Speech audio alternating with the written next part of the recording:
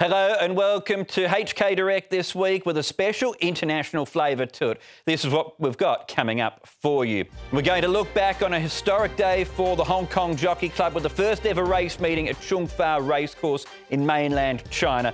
Plus, it's Dubai World Cup night on Saturday night, the world's richest race meeting taking place with 4 Hong Kong horses involved on the night. We'll be bringing you the latest on that. But we're going to start off with a special day last Saturday at Conghua Racecourse. It opened up in August of last year. If you're a regular viewer of HK Direct, you would have seen our special on the training facilities there back at the end of October, and it took another big step forward with the first ever race meeting taking place there last Saturday. Jeune was there. This was his take on the day. March the 23rd, 2019 is the date that goes down in the history books as the very first day the Hong Kong Jockey Club staged an exhibition race meeting here at Conghua Racecourse. The state-of-the-art facility plays host to 5 races this afternoon, with some of the jockeys already stating it's one of the best racing surfaces they've encountered anywhere in the world. Champion jockey Zac Purton with 5 rides this afternoon, along with Caris Teeton, Chad Schofield and Silvestre de Sosa. Champion trainer John Size represented the strength in depth though from the Danny Shum and Chris So yards. An enthusiastic crowd from the Greater Bay region and beyond here to enjoy the 5 races on this afternoon's programme, plus the on-site entertainment as well. In a day of firsts, who would win the first? Race caller Tom Wood picks up the action. Nordic Warrior's now taken control with 100 metres left to go, and he's starting to clear out here for Matthew Chadwick, and Nordic Warrior will win the first race at Conghua. It was a great experience, and a win is always appreciated, and for it to be the first over there, it's just an extra bonus. Hong Kong trainer Jimmy Ting has been one of the success stories of the season, and he continued an extraordinary record when Dragon Warrior won race 2. Ting has now been successful with his first ever runners at 3 different tracks: Sha Tin, Happy Valley and Conghua. Dragon Warrior in front for Schofield with 100 metres left to go on Wealthy Fortune and Pearl Furu, but Dragon Warrior. Lucky Hero broke through for his first win in race 3. Lucky Hero coming, Lady first, Lucky Hero green card, Lucky Hero. Lucky Hero got up to win. And Silvestre de Sosa struck gold in his penultimate meeting before heading back to the United Kingdom with victory for John Moore on the Creative. 150 metres left to go. Sunny Dragon Dollar Award. Look, here is the Creative over on the inside. Daring Fit, the Creative going home best, and he wins. Riding honours on the day went to Chad Schofield. After success on Dragon Warrior earlier, he completed a double in the final race aboard Happy Rocky. Ishvara getting through nearer the rail.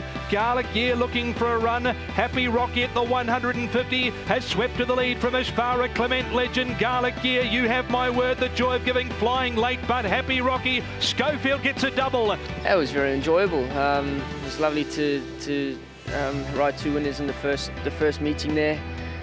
Dragon Warrior, the first one, put back-to-back wins on board, and it's really good for me to get another winner for Jimmy Ting. I've only had 2 rides for him this season, and they've both been winners, so it was nice. And then Happy Rocky also put 2 wins in a row together.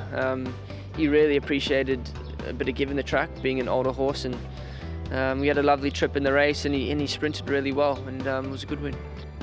Despite the weather, the meeting was witnessed by a crowd of over 1,700 local fans and visiting VIPs. We are extremely satisfied with the results. We think, in a way, we wanted to demonstrate the world-class horse racing sport.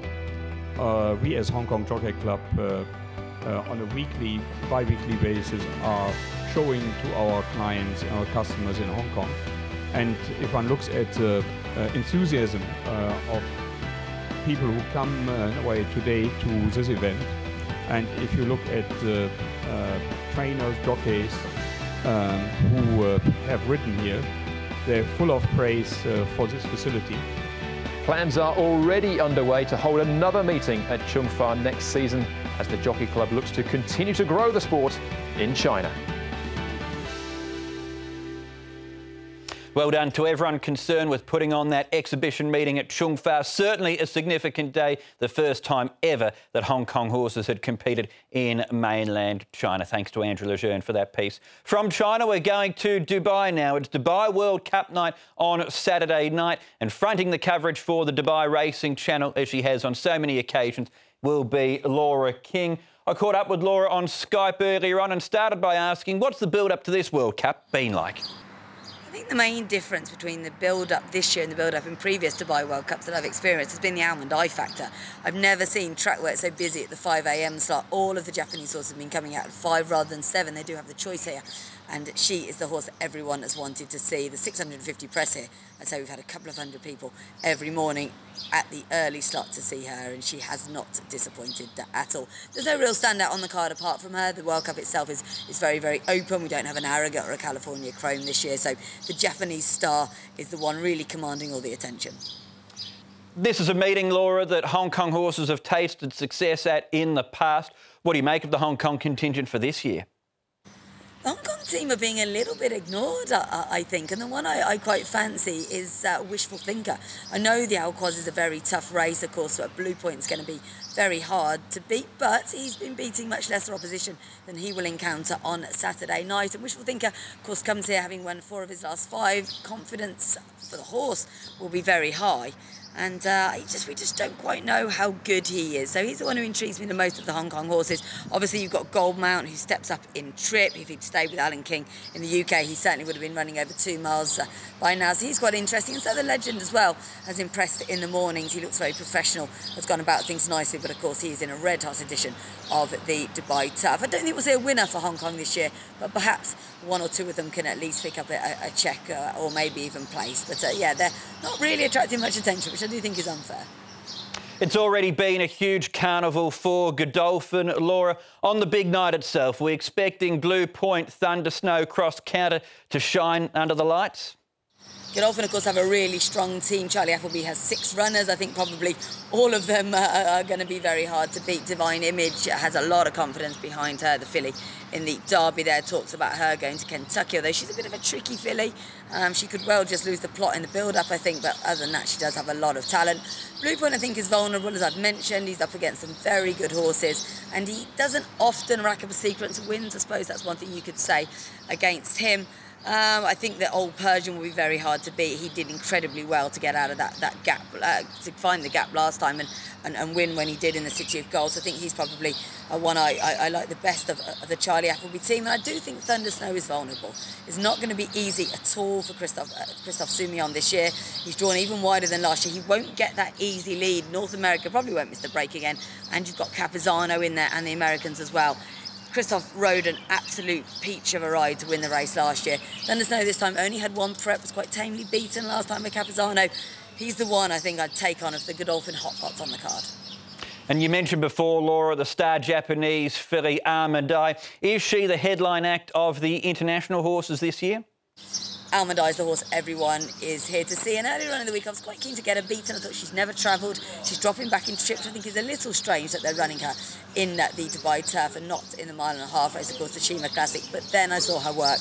She was so impressive, effortless the other morning. Christophe Lemaire really didn't have to ask her to do anything at all, and she just absolutely flowed over that turf track. He's very, very confident. He says he can put her anywhere in a race. He's not worried about the opposition. He's not worried about the track.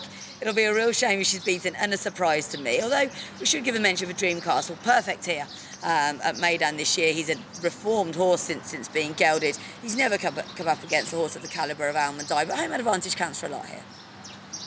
I know it's the biggest night for you for the year, Laura. Overall, what are you most looking forward to about Dubai World Cup night? And have you got a tip for our viewers? The race I'm most looking forward to has to be the Dubai Golden Shaheen. Sentimentally, I really want to see XY Jet win it. Of course, he's been second before. Jorge Navarez had a nightmare run with the horse in that he's gone through 3 knee surgeries. He tied up before his last prep. He really deserves this race, but he's another year older. He's going to go very, very fast. And I worry that might just set it up for promises fulfilled. He's another speed horse. Although Dale Romans, his trainer, when I spoke to him yesterday, was very keen to point out he doesn't have to go forward. XY Jet goes crazy hard on the lead. This little fellow will be sitting in behind. So I think he's probably my tip in that race. I've kind of gone off XY Jet more towards promises fulfilled in the Shaheen, which is an absolute belter of a race. Thanks to Laura King there from the Dubai Racing Channel for her insight in what's sure to be another fabulous Dubai World Cup night from Meydan. Our simulcast of that meeting starts off with Goldmount's tilt in the Dubai Gold Cup at 8:50. Coverage starts at 8:35. Then on Sunday, we're racing at Sha Tin. 10 races coming up on the day. the trophy races, the CUHK Alumni Cup, plus we've also got the Togo Harbour Handicapper Class 2, which is our highest class race for the meeting. And to continue the international theme, we've got the Osaka High, a Grade 1 from Japan, included in our coverage of racing overall on Sunday. Trackside Live coverage gets underway at 12:15. For more information on everything that we've covered on today's show, you can go to the Hong Kong Jockey Club website. But that's it for this edition of HK Direct. Thanks to Andrew and Laura and everyone else. We look forward to your company next week. Until then, though, it's goodbye.